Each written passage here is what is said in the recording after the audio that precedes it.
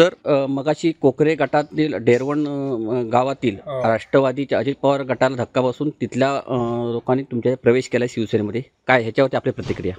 असं आहे की मुळात शिवसेनेचा स्थायी भाव हे अन्यायाच्या विरोधात लढणं आणि त्याचबरोबर सातत्यानं संघर्ष करणं हा शिवसेनेचा स्थायी भाव आहे.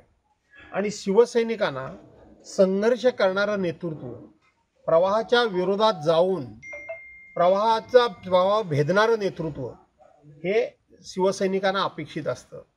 आज जर रत्नागिरी जिल्ह्यामध्ये बघितलं तर सध्याच्या परिस्थितीमध्ये मी आणि माझा मुलगा म्हणून नाही तर विक्रांत, आम्ही ज्या पद्धतीनं संघर्ष करतोय, पलीकडे बाळासाहेब माने आणि त्यांचे काही सहकारी संघर्ष करतायत, ह्या सगळ्या सहकार्यांना खूप अप्रूप आहे.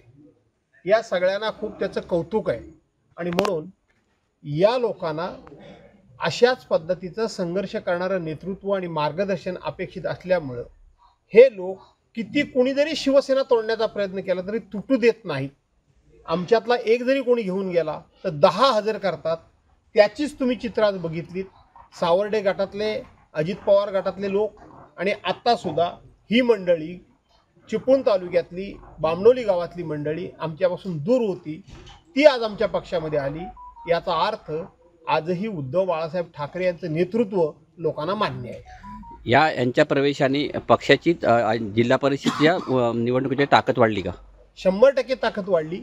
आमच्यातले काही लोक हे सगळं जसं काही चोराचोरी चालू आहे तसं चोरण्याचा प्रयत्न केला, परंतु हा जो रामपूर जिल्हा परिषद गट आहे या गटामधले आम्ही 3 उमेदवार दिलेले आहेत. एक जिल्हा परिषदेचे उमेदवार म्हणून हे पिंट्या महाराज निवळकर आहेत, दुसरा पंचायत समितीचा उमेदवार म्हणून हा गौरव पाटेकर आहे, आणि तिसऱ्या ह्या आमच्या प्रीतम वंजारी म्हणून आहेत. त्यांच्या सौभाग्यवती ही ओबीसी महिला म्हणून त्या ठिकाणी आम्ही आज उमेदवार पुढे केलेली आहे. आम्ही राष्ट्रवादी काँग्रेस पक्षाबरोबर बोलून त्यांनी ह्या 3 उमेदवारांना पाठिंबा द्यावा असा आमचा प्रयत्न आहे. सर एक दुसरा प्रश्न की तुमचे जे जुने सहकारी होते जितेंद्र चव्हाण हे ना, तुम्ही तुमचे जुने सहकारी त्यांनी तुम्ही तालुका प्रमुख केलं होतं, पण आज तुम्ही त्यांची परवा दिवशी पक्षातून हक्कलपट्टी केली, त्याचं कारण काय? कारण म्हणजे समजा जुना सहकारी म्हणून एकामेकाबद्दल प्रेम असणं वेगळं, आणि ज्या वेळेला तेच प्रेम जर आपल्या मुळावर येत असेल तर त्याला त्याची जागा दाखवणं हा विषय वेगळा. धन्यवाद.